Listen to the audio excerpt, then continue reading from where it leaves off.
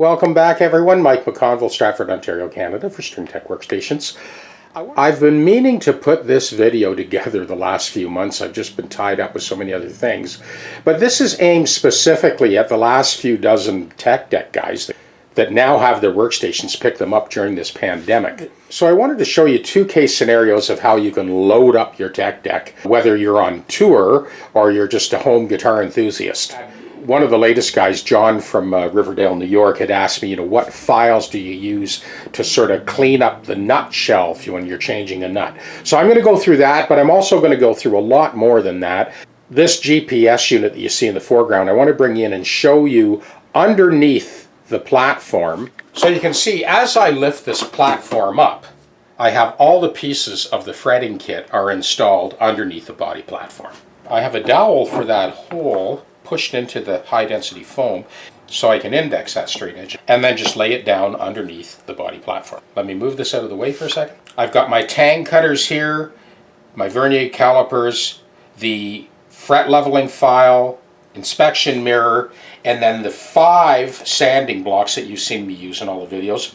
And these are the 6 straight edges that you see me use. Over here, these super small bits are used for things like installing machine heads, the holes for the screws on the machine heads. And I've got a metal burr, 1/4 inch metal round head burr for a small Phillips screwdriver. So you can see how much storage we've got underneath the body platform. It's tucked away so it doesn't get in the way when I'm working. I've got a few of these sanding sticks, basically leather covered tongue depressors used for sanding all kinds of things. So let's look at the rest of the unit. Here's the view of the front trough. Now, these are all the different Allen keys. There's a Strat Allen key that you need for adjusting necks. And of course, I've got, my Gibson wrench here and my Paul Reed Smith wrench and guild wrench and all the different socket wrenches that I'm going to use for adjusting truss rods. I also have my Hosco files. This is a T-handled Allen key that I cut the one side off, and it allows me to reach in. For some of the guitars, like some of the Martins now, you need a long Allen key to get in and get at the truss rod to adjust it. There's our auger file that we use for cleaning off the burrs on the underside of the crown when we're doing our fretting. I've got my little turbo winder here. And I always keep a couple of small dry brushes handy for glue or touching up. Let's go to the other side. So on this side I have a little container here where I keep a selection of feeler gauges that I use during the compensated nut process. I always keep one of those flip open knives handy. And I have my little scalpel that I use from time to time. You've seen that in the videos as well.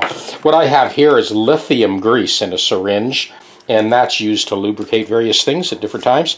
I've got a capo handy here. And over here I've got my little stubby screwdrivers, a straight slot and a Phillips. And in the trough at this end I've got all the typical mini Allen keys that are used for adjusting bridge saddles, Strats and Tellys, and even the Floyd Rose or locking trems. These Allen keys pretty well got you covered, because when I'm working here, working on a bridge, they're completely accessible for when I need them. As you can see, this GPS unit is actually dropped into a regulation style flight case, and based on the feedback that I get from all the touring techs, Thomas Nordic, Steve Weisguy, all the guys that have been on tour with the big bands, I've kind of set this TechDeck up with them in mind. So let me just move this PRS. So let's have a look under this platform. So based on the type of feedback we've gotten from Thomas and TJ and Lance from Tour Supply, I've got these snapshot containers that are loaded up with, the typical stuff, nuts and washers and strap buttons and sort of bits and pieces that come in handy when you're on tour. This is just a selection of screws. And in this container I've got, sort of Strat knobs and Gibson 3-ways and 5-way fender switches, etc., knobs and potentiometers, 500 and 250K. And again, this is kind of aimed at the guys that are out there working on the fly on tour. And here we've got a selection of pickup adjustment screws, 2 different diameters for the Gibson style pickups, humbucker pickups, and a couple of spare jack plates, even a couple of truss rod nuts. And realistically, you get 100 techs, you're going to get 100 different opinions. In this box here, I've got a fender cloth wire, some heat shrink, pickup springs, input jacks. So this is a similar setup to the other unit we were just looking at. I've got my Hosco file. That is a small file that I ground off the teeth on both edges. So it's small enough that I can go onto the flat of a nut slot and level it out. I always have a couple of those. I always have a couple of very thin round files as well for a multitude of things. Again, one of those extra long Allen keys. In this case, it's for the Breedlove guitars. And this is a mini screwdriver. We've got Phillips on one side, straight on the other, and a couple more stubby screwdrivers. One Phillips, one straight. So again, this is the must-have stuff. We've got the Gibson wrench, we've got the PRS wrench, and all the most common Allen keys you're going to use for adjusting truss rods, because quite frankly, when you're on the road, you're not likely to be pulling out frets and leveling fingerboards. I mean, that was a tip from Lance from Tour Supply just before he went on tour with Alabama. This is a couple of years ago. There's my Hosco nut crowning file, because a lot of the time you may do a light spot dress or maybe even replace one fret. But from what I gathered from all of these guys that are on tour, for the most part, you're working on the fly. You're doing sort of basic truss rod adjustments, setup, intonation, action, maybe swapping out an input jack, swapping out a dud pot, that type of thing. And that is sort of one take. I'm sure a lot of you guys will have your own ideas on this thing. This is the kind of touring tech setup. And of course, all of these guys are going to have a multimeter and a soldering iron and some solder.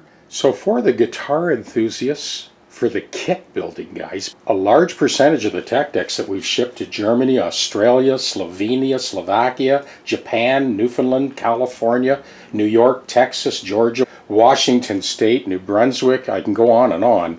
Over this last year during this pandemic, a lot of these guys are putting kits together. A large percentage of these guys are just guitar enthusiasts that are working from home, and in many cases they're in lockdown. They're setting up on their dining room tables, and they have their little rolling carts. John from Riverdale, New York, that ordered his unit last week, he said he's got a kind of a rolling cart, which is great because he can kind of wheel it around, take it out when he needs it, and put it away when he doesn't.